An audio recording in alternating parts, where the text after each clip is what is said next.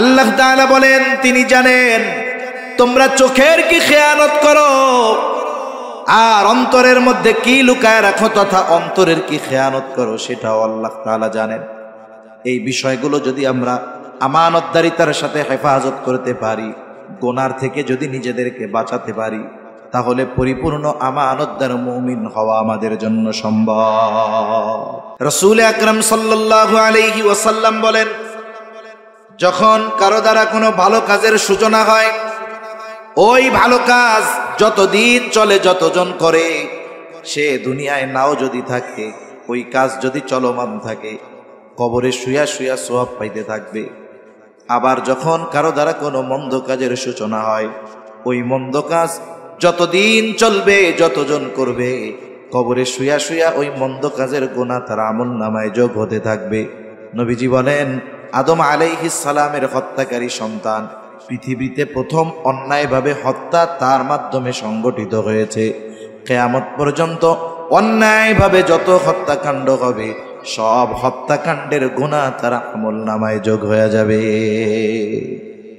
এই জন্য আমার আপনার কাছে যদি কেউ এমন কোনো কথা বলে যে কথা তার ব্যক্তিগত, যেই কথা মানুষ জানলে তার সম্মান নষ্ট হবে, মানুষের চোখে সে ছোট হয়ে যাবে, অপমানিত হবে, বিশেষ করে এই ধরনের কথা গোপন রাখা দরকার। অনেক সময় অনেকের ব্যক্তিগত দোষ ত্রুটি আমরা জানি, অনেকের ব্যক্তিগত কিছু ত্রুটি আছে যেগুলো শরীয়তের সাথে সাংঘর্ষিক নয়। এরকম কিছু দোষ ত্রুটি মানুষের পার্সোনাল লাইফে থাকতে পারে কি পারে না? পারে। অনেক সময় আমরা এই দোষ ত্রুটি তাকে ছোট করার জন্য মানুষের সামনে বলতে থাকি, অথচ রাসূলুল্লাহ সাল্লাল্লাহু আলাইহি ওয়াসাল্লাম বলেন, আমরা যদি অপর মুমিন ভাইয়ের দোষ ত্রুটি গোপন করি, তাহলে দুনিয়া আখিরাতে আল্লাহ তাআলা আমাদের দোষ ত্রুটি গোপন করবে। আবার যদি কেউ এক মুমিন ভাইয়ের দোষ ত্রুটি মানুষের কাছে বলে বেড়ায়, নবীজি বলেন, সে যদি ঘরের মধ্যেও অবস্থান করে, ওই জায়গায়ও আল্লাহ তাআলা তাকে অপমানিত করবে।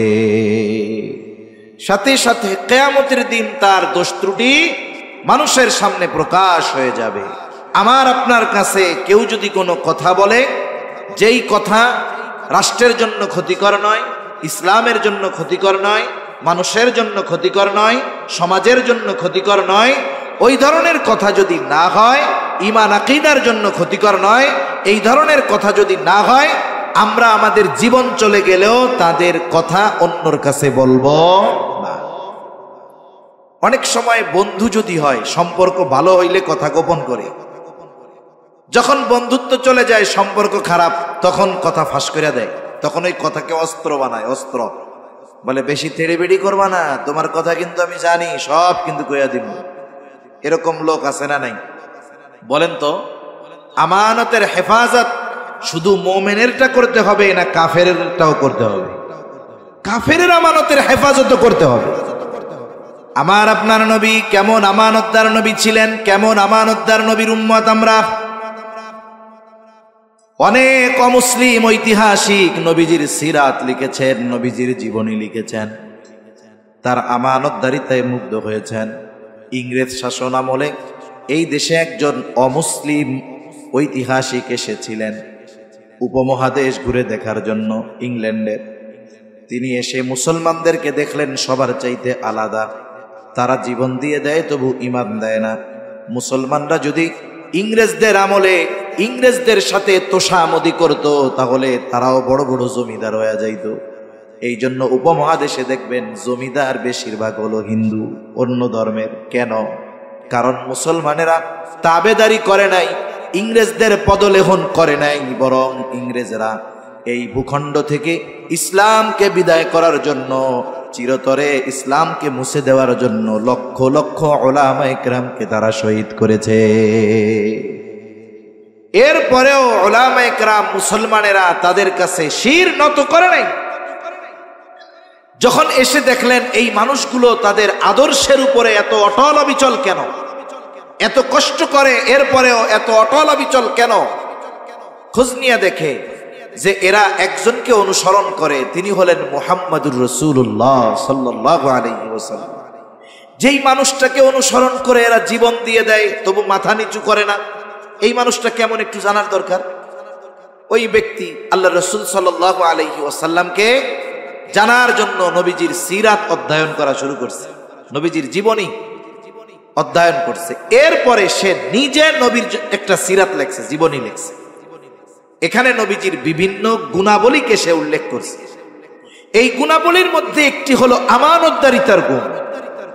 যে মুহাম্মদ সাল্লাল্লাহু আলাইহি ওয়াসাল্লাম কেমন আমানতদার ছিলেন উনি লিখতেছে, ওনার ভাষায় বলতেছি আমি। আর তিনি লিখতেছেন, মুসলমানদের নবী মুহাম্মদ সাল্লাল্লাহু আলাইহি ওয়াসাল্লাম তার সময়ের মানুষের কাছে এতটা বিশ্বস্ত ছিলেন, মানুষ তাকে এতটা বিশ্বাস করত যে তার ঘোর দুশমন নির্দ্বিধায় তার সবচাইতে দামি সম্পদটা মুহাম্মাদের কাছে আমানত রাখত।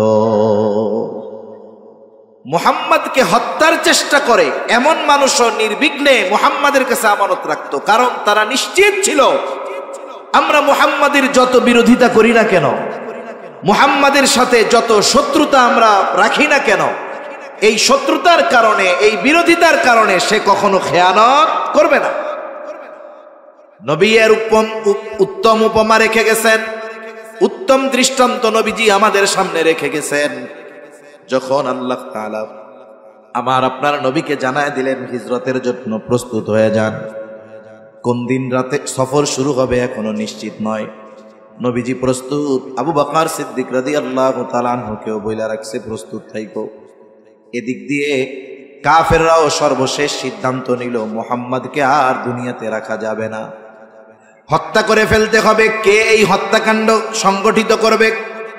সর্বশেষ তাদের পরামর্শ হলো প্রত্যেক গোত্র থেকে এক একজন যুবক এই হত্যাকাণ্ডে অংশগ্রহণ করবে, তাহলে এক গোত্র আর এক গোত্রকে দোষারোপ করতে পারবে না। যদি কেউ বলতে চায় বলবে তোমার দলের বা তোমার প্রতিনিধিও তো এই হত্যাকাণ্ডে ছিল, তার মানে সবাই চুপ থাকবে, সাপও মরবে লাঠিও ভাঙবে না। এই প্ল্যান নিল যে আজ রাতেই মুহাম্মদকে চিরতরে বিদায় করে দেওয়া হবে।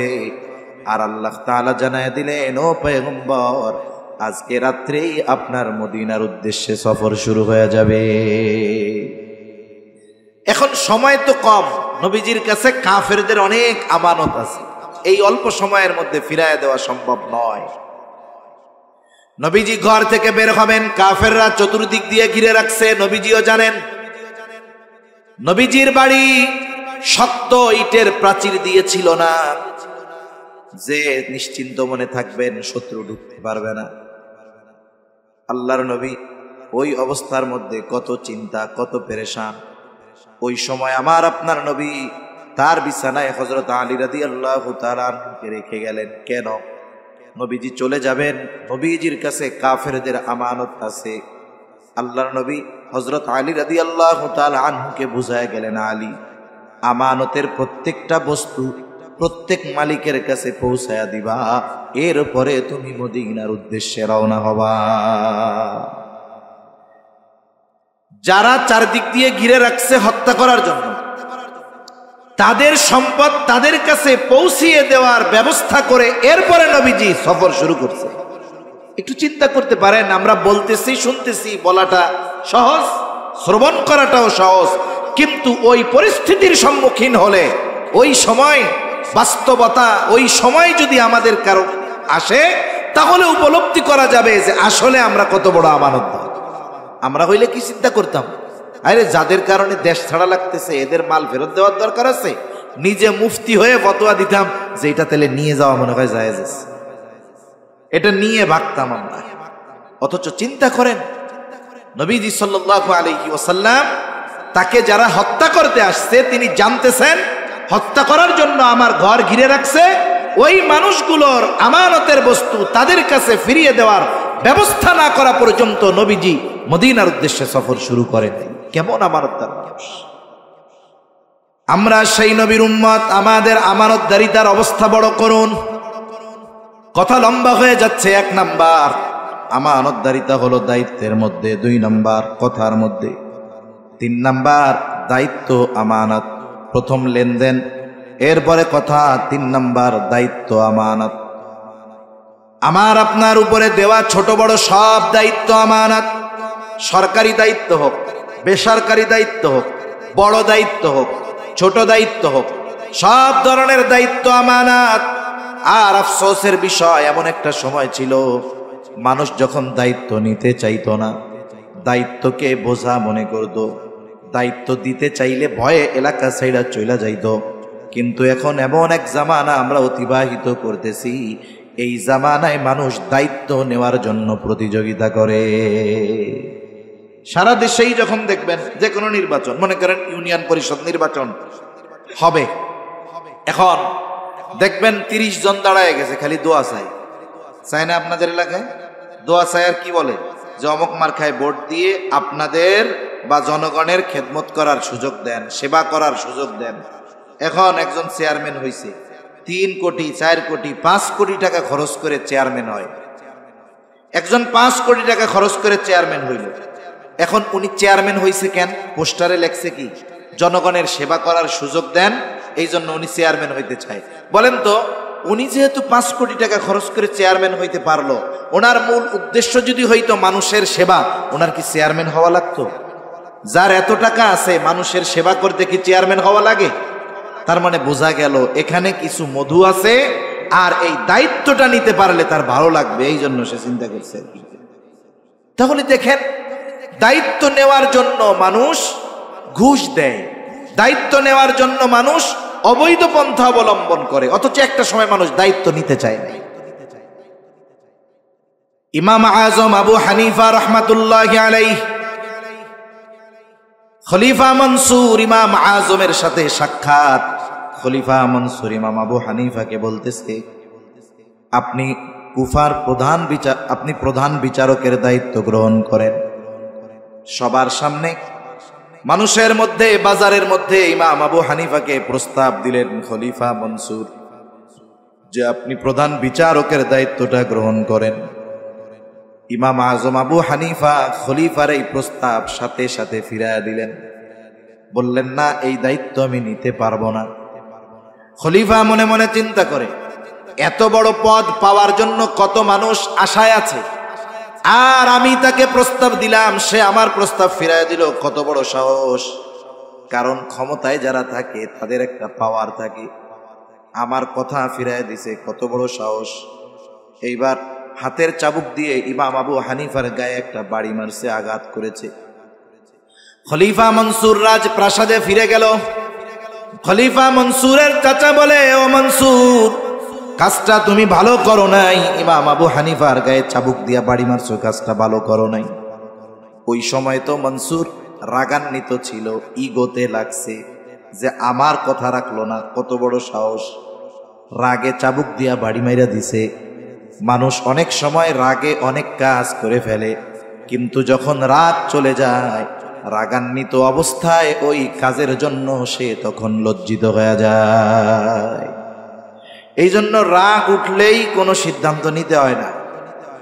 রাগ উঠলে কি করতে হবে? হাদিসের নির্দেশনা হইল, দাঁড়ানো থাকলে বৈশা পড়বে, বৈশা থাকলে শুয়া পড়বে, প্রয়োজনে মাটির সাথে গড়াগড়ি মারা শুরু করে দিবে। অজু করবে, যখন অজু করবে নামাজে দাঁড়ায় যাবে, আস্তে করে রাগ কমে যাবে। কিন্তু রাগান্বিত অবস্থায় যদি কেউ সিদ্ধান্ত নিয়ে বসে, অধিকাংশ সময় এই সিদ্ধান্ত ভুল হয়, কারণ শয়তান তখন তারে খোঁচা, এটা কর, এটা কর, এটা কর।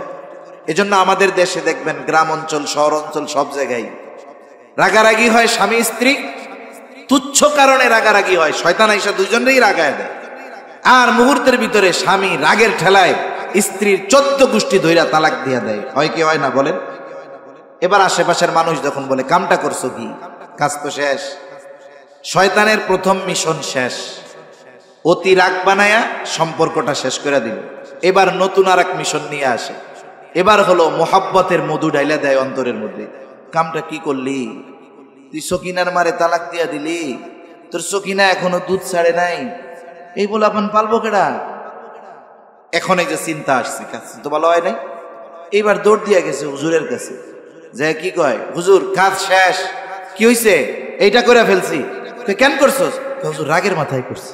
কেউ কি খুশি হইয়া এই কাজ করে বলে? তাহলে বোঝা গেল রাগের মাথার সিদ্ধান্ত অধিকাংশ সময় ভুল হয়। রাগের মাথার সিদ্ধান্ত পরবর্তী হায়াত পস্তানোর কারণ হতে পারে। এজন্য রাগ অবস্থায় আমরা কোনো সিদ্ধান্ত নিব না। আবার যখন আমরা দেখব গ্রামে যেটা হয়, স্বামী স্ত্রীর যখন দ্বন্দ্ব হয়, মহিলারা মহিলার পাশে দাঁড়াইয়ে দাঁড়ায় ঝগড়া দেখে, আর পুরুষরা পুরুষের পাশে দাঁড়ায় দাঁড়ায় ঝগড়া দেখে। বল খেলার মতো যে গোল কখন হবে, গোল দেখার জন্য বসে থাকে। কিন্তু উচিত কি, মহিলারা মহিলাকে নিয়ে আরেক দিকে চলে যাবে, পুরুষরা পুরুষকে নিয়ে আরেক দিকে চলে যাবে। দুইজন যখন সামনাসামনি আছে, শয়তানে তো এমনিই রাগায় দিবে। যখন দুইজন দুজনের চোখের আড়াল হবে, একটু মাথায় পানি টানি ডাললে আশা করা যায় ঠান্ডা হয়ে যাবে। কিন্তু আমরা কি করি, আমরা তাকায় থাকি। বল খেলার সময় গোল দেখার জন্য তাকায় যেমন থাকে, দুই পাশে পুরুষ মহিলা তাকায় থাকে কোন সময় গোলটা হয়। এ কাজ করা যাবে না। খলিফা মনসুর ওই সময় রাগে চাবুক দিয়ে আঘাত করেছে, এখন লজ্জিত। খলিফা মনসুর মাফ চাইবে ইমাম আবু হানিফার কাছে, নিজে যাইতে লজ্জা লাগতেছে। তার বিশ্বস্ত একজন সহকর্মীকে বলে যাও, বিশ্বস্ত সহচরকে বলে যাও, আমার পক্ষ থেকে ক্ষমা চায়া আসো। বলবা খলিফা লজ্জিত, আপনি খলিফারে মাফ করে দেন। সাথে সাথে এক থলে স্বর্ণ মুদ্রা দিয়া দিছি যে এইটা নিয়ে ইমাম আবু হানিফাকে হাদিয়া দিবা। বলবা এটা ইমাম আবু হানিফা আপনার জন্য হাদিয়া খলিফার পক্ষ থেকে। আপনি যদি এই হাদিয়া গ্রহণ করেন, তাহলে এই খলিফা সুনিশ্চিত হবে যে আপনি তাকে ক্ষমা করে দিয়েছে। ইতিহাস থেকে শোনাচ্ছি আপনাদের, ইমাম আবু হানিফার কাছে লোকটা গেছে, গিয়ে যখন বলছে, ইমাম আবু হানিফা বলছে ঠিক আছে মাফ করে দিলাম। কারণ ইমাম আবু হানিফা নববী গুণে গুণান্বিত। নবীজিকে যদি ব্যক্তিগতভাবে কেউ কষ্ট দিত, মাফ চাইলে নবীজি তাকে মাফ করে দিতেন। ইমাম আবু হানিফাও মাফ করে দিলেন। এইবার লোকটা বলে আপনার জন্য খলিফা এক থলে স্বর্ণ মুদ্রা হাদিয়া দিয়েছে, এটা গ্রহণ করলে তিনি নিশ্চিত হবেন আপনি ক্ষমা করেছেন। ইমাম আবু হানিফা বলে না, এটা গ্রহণ করা যাবে না, নিয়ে যাও। বারবার পিড়াপিড়ি করার পরে ইমাম আবু হানিফা বলতেছে তোমার খলিফা আমাকে এক থলে স্বর্ণ মুদ্রা হাদিয়া দিল, এই স্বর্ণ মুদ্রা সে পাইল কোথায়? বলে তিনি কোথায় পাবে, রাষ্ট্রীয় কোষাগার থেকে দিয়েছে। হাদিয়া দিচ্ছে ব্যক্তিগত কারণে, সম্পদ হইল রাষ্ট্রের মানুষের। ইমাম আবু হানিফা বলে নাও, এটা ফেরত নিয়ে যাও, এটা রাখার উপায় নাই। লোকটা বলে আপনি রাখেন, ব্যবহার করেন না, অন্যদেরকে দিয়া দিয়ে। ইমাম আবু হানিফা বলতেছে তোমার কাছ থেকে এটা আমি গ্রহণ করবার পর আমি নিজের জন্য খরচ করি নাকি অন্যকে দিয়ে দেই, বিষয় এটা নয়। খলিফা জানবে ইমাম আবু হানিফা আমার দেওয়া হাদিয়া গ্রহণ করেছে। এইবার ইমাম আবু হানিফা আর একটু কঠোরতা অবলম্বন করে বলতেছেন শোনো, এটা তুমি খলিফাকে ফেরত দিবা, সাথে এটাও জানায় দিবা রাষ্ট্রীয় কোনো সম্পদ ব্যক্তিগত কাজে ব্যবহার করার অধিকার তার নাই। এই রাষ্ট্রের সম্পদ তার কাছে আমানত, তাকে এই সম্পদ রক্ষণাবেক্ষণের দায়িত্ব দেওয়া হয়েছে। তার জন্য যতটুকু ভাতা নির্ধারিত আছে এর চাইতে 1 টাকা বেশি নেওয়ার অধিকার তার নাই, খেয়ানত হবে। লোকটা এবার খলিফার কাছে চলে গেছে। ইমাম আবু হানিফা যা কিছু বলছে আর একটু রস কস মাখায়া খলিফার সামনে উপস্থিত করছে। কিছু মানুষ আছে দেখবেন মিথ্যারে এত সুন্দর করে কইতে পারে যে কান্নাও চলে আসে। কিছু মানুষ আছে না, এত সুন্দরভাবে মিথ্যা কথা বলবে আপনি অবাক হয়ে যাবেন, সত্য এত সুন্দর লাগে না। মিথ্যাকে একটা শৈল্পিক রূপ দিয়ে দেয়, কিছু মানুষ আছে এরকম। যখন গিয়া বলছে খলিফা আগের চাইতে আরো ক্রোধান্বিত হয়ে গেছে, রাগান্বিত হয়ে গেছে। পাইক পেয়াদারকে বলতেছে কত বড় সাহস, আমার ব্যাপারে এমন কথা বলে, যাও ওনারে আটকায় জেলখানার মধ্যে আটকাও। জেলখানার মধ্যে আটকায় দেওয়া হলো ইমাম আবু হানিফাকে। প্রতিদিন চাবুক দিয়ে আঘাত করা হতো আর বলা হতো আপনি যদি প্রধান বিচারকের দায়িত্ব গ্রহণ করেন ছেড়ে দেওয়া হবে। ইমাম আবু হানিফা দায়িত্ব গ্রহণ করেন নাই। ঐতিহাসিকদের থেকে 2টা মত পাওয়া যায়। জেলখানার মধ্যে খাবারের সাথে বিষ মিশিয়ে ইমাম আবু হানিফাকে শহীদ করে দেওয়া হলো। আর এক বর্ণনা, ওনাকে পাঠায় দেওয়া হলো যখন অবস্থা খারাপ, ওনাকে গৃহবন্দী করে ফেলা হলো। ওনাকে জিজ্ঞাসা করা হয়েছে তখন আপনার উপরে এত জুলুম এত অত্যাচার হলো, যেই দায়িত্ব গ্রহণ করার জন্য এই জুলুম অত্যাচার, অথচ ওই দায়িত্ব গ্রহণ করার জন্য যত যোগ্যতা দরকার সব আল্লাহ তাআলা আপনাকে দিয়েছেন। আপনি তাহলে এত জুলুম সহ্য করলেন কিন্তু দায়িত্ব নিলেন না কেন? ইমাম আবু হানিফা বলে, যেই দায়িত্ব আমার উপরে নাই সেই দায়িত্বের ব্যাপারে আল্লাহ তাআলার কাছে আমি জিজ্ঞাসিত হব না, কিন্তু দায়িত্ব নেওয়ার পরে যদি কোনো ত্রুটি বিচ্যুতি হয়ে যাইত তাহলে কিয়ামতের দিন আল্লাহ তাআলার সামনে আমাকে জবাবদিহিতার কাঠগড়ায় দাঁড়ানো লাগতো। যেমন যেই সরকার ক্ষমতায় থাকে, মনে করেন যেই দেশের যে কোনো এক দেশের সরকার প্রধান, রাষ্ট্রপ্রধান, যে ওই রাষ্ট্রপ্রধানের দলের কোনো লোক প্রত্যন্ত অঞ্চলে গ্রামের মধ্যে যদি কোনো অন্যায় করে, বলেন তো এই অন্যায়ের দায় রাষ্ট্রপ্রধান এড়াইতে পারে? কারণ সে তার অধীনস্থ লোক, সে অপরাধ করছে, বলা হয় কি যে এটা রাষ্ট্রপ্রধানের লোক বা প্রধানমন্ত্রীর লোক, প্রেসিডেন্টের লোক, এমপি সাহেবের লোক। তার মানে দেখেন, আমার কোনো অধীনস্থ যদি অন্যায় করে এই অন্যায়ের দায়ভার আমার উপরে চলে আসে। ইমাম আবু হানিফা দায়িত্ব গ্রহণ করেন নাই, কারণ তিনি জানেন দায়িত্বটা আমানত। আবু দাউদের হাদিস, নবীজি বলেন, তোমাদের মধ্যে যখন কাউকে কোনো দায়িত্ব দেওয়া হয়, সে যদি ওই দায়িত্বের সুচ পরিমাণ খেয়ানত করে, সুচ পরিমাণ, নবীজি বলেন কিয়ামতের দিন ওই লোকটা খেয়ানতের বোঝা নিয়ে আল্লাহর সামনে হাজির হবে। এজন্য ছোট বড় সকল ধরনের দায়িত্ব যেটা আমার উপরে অর্পিত হয়েছে, এই ধরনের দায়িত্বগুলো আমরা যথাযথভাবে পালন করব, সেটা যে কোনো দায়িত্ব হতে পারে। 4 নম্বর, সময়টা আমানত। আপনি অফিসে চাকরি করেন, ডিউটির টাইমটা কিন্তু আমানত। এই সময়ের মালিক আপনি না। ওই সময়ে কর্তৃপক্ষ বা মালিকের অনুমতি অনুমোদন ব্যতীত ওই সময় নিজের কাজে ব্যবহার করা বৈধ নাই। অনেক বুজুর্গ মাদ্রাসায় পড়াইতেন, সময় হিসাব করে বেতন নিতেন। ক্লাস টাইমে যদি কোনো সময় নিজের ব্যক্তিগত কাজে ব্যবহার করতেন, হিসাব করে ওই সময়ের অর্থ তিনি গ্রহণ করতেন না। এইরকম বুজুর্গ এই পৃথিবী থেকে অতিবাহিত হয়েছে। সন্তান সন্ততি আমানত, জান মাল আমানত, শরীয়তের সকল বিধিবিধান আমানত। আল্লাহ তাআলা বলেন, ইন্না আরাদনাল আমানাতা আলাস সামাওয়াতি ওয়াল আরদি ওয়াল জিবাল ফাআবাইনা আন ইয়াহমিলনাহা ওয়া আশফাকনা মিনহা ওয়া হামালাহাল ইনসান। আল্লাহ তাআলা বলেন, আমি এই আমানত আসমানের কাছে, জমিনের কাছে, পর্বতের কাছে পেশ করলাম। তারা ভীত শঙ্কিত হয়ে গেল। ওয়া হামালাহাল ইনসান, মানুষ এই আমানত গ্রহণ করলো। কি সেই আমানত? মুফাসসিরিনে কেরাম বলেন সেই আমানত হলো কোরআন। কেউ কেউ বলেন সেই আমানত হলো শরীয়তের সকল বিধিবিধান। একই কথা। তার মানে আল্লাহ তাআলার যত আদেশ নিষেধ আছে, প্রত্যেকটা আদেশ নিষেধ আমাদের কাছে আমানত। করণীয় বিষয়গুলো আমানত, বর্জনীয় বিষয়গুলো আমানত। এখন মনে করেন নামাজ পড়ার নির্দেশ দিয়েছেন কে? আল্লাহ। এখন নামাজ পড়লো না, আদেশ ছিল আল্লাহর পড়ার, পড়ে নাই, তার মানে আদেশ অমান্য করছে। প্রথমত এই যে আদেশ অমান্য করার মাধ্যমে সে খেয়ানত করলো। 2 নম্বর, নামাজ না পড়ার কারণে তো একটা শাস্তি আছে, এটা তার জন্য প্রাপ্য হয়ে গেল। নিষেধ, হারাম খেও না, সুদ খেও না, ঘুষ খেও না, অন্যের মাল খেও না। এখন একজন সুদী কারবারি করে, এই যে নিষেধটা আমানত ছিল, নিষেধ অমান্য করার কারণে প্রথমত কি হলো? খেয়ানত হলো। এরপরে সুদ খাওয়ার কারণে যেই গুনাহ, এটা তো তার জন্য আছেই। আমানতের বিষয়ে এতটুকু যদি আমরা খেয়াল রাখি যথেষ্ট।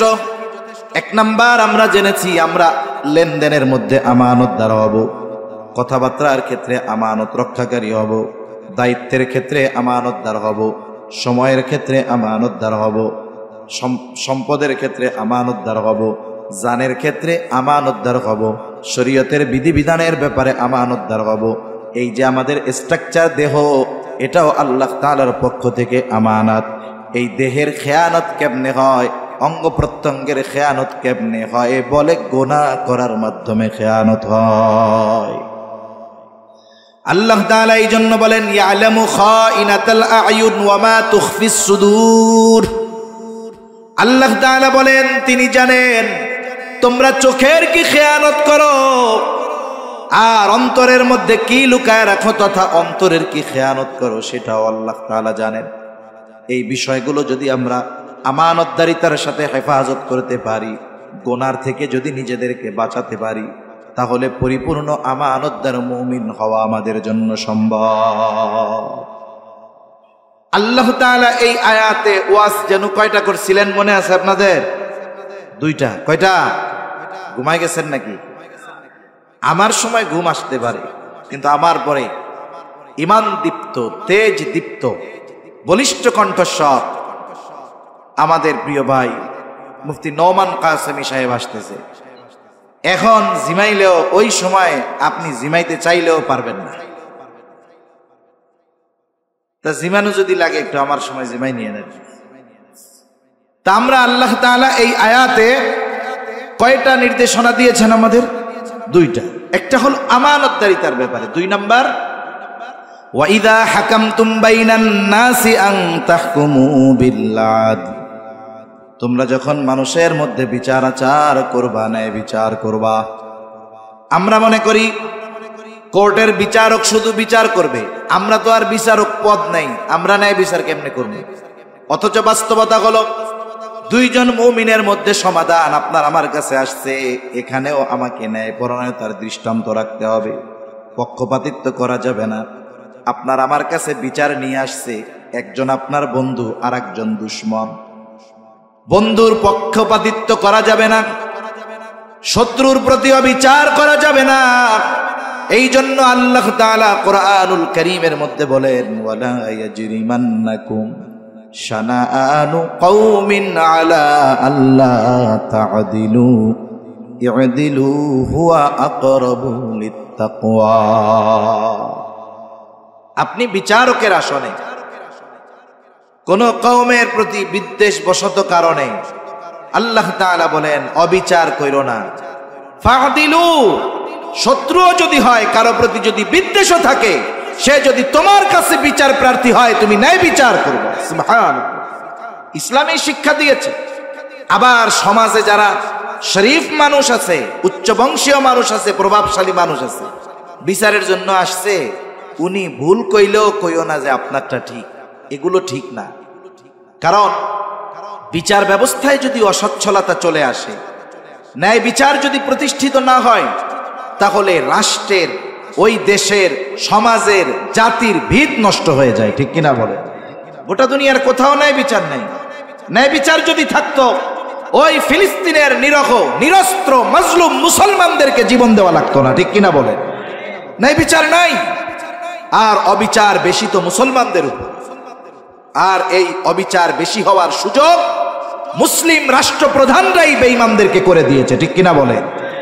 এজন্য আজকের প্রত্যেকটা জালেমের উপর জালেমের বিচার হবে একদিন, প্রত্যেকটা মাজলুম তার উপরে জুলুমের ন্যায় বিচার পাবে।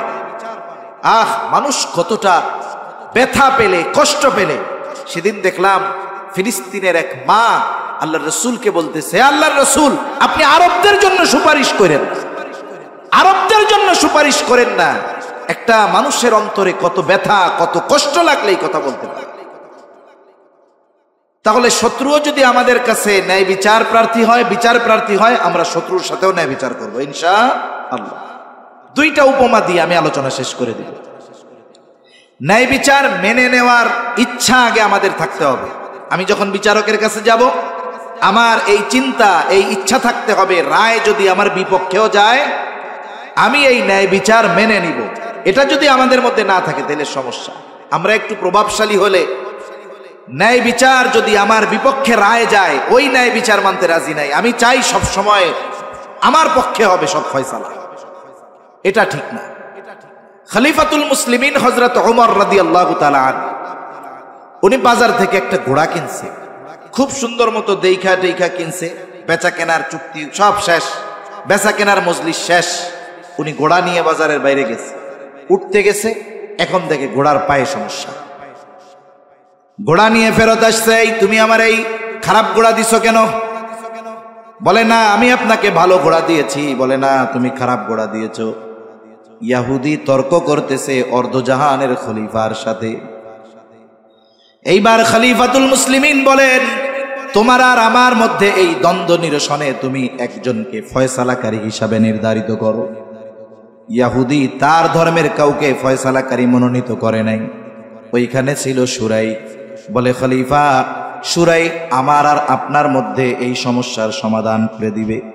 এইবার শুরাইকে ফয়সালাকারী মানা হলো, দুজনেই রাজি, অসুবিধা নাই। শুরাই এবার বাদী বিবাদী দুইজনের অভিযোগ সমগুরুত্ব দিয়ে শুনলেন। নবীজির হাদিস, যখন কেউ বিচার প্রার্থী হবে বাদী বিবাদী উভয়ের কথা সমগুরুত্ব দিয়ে শুনতে হবে।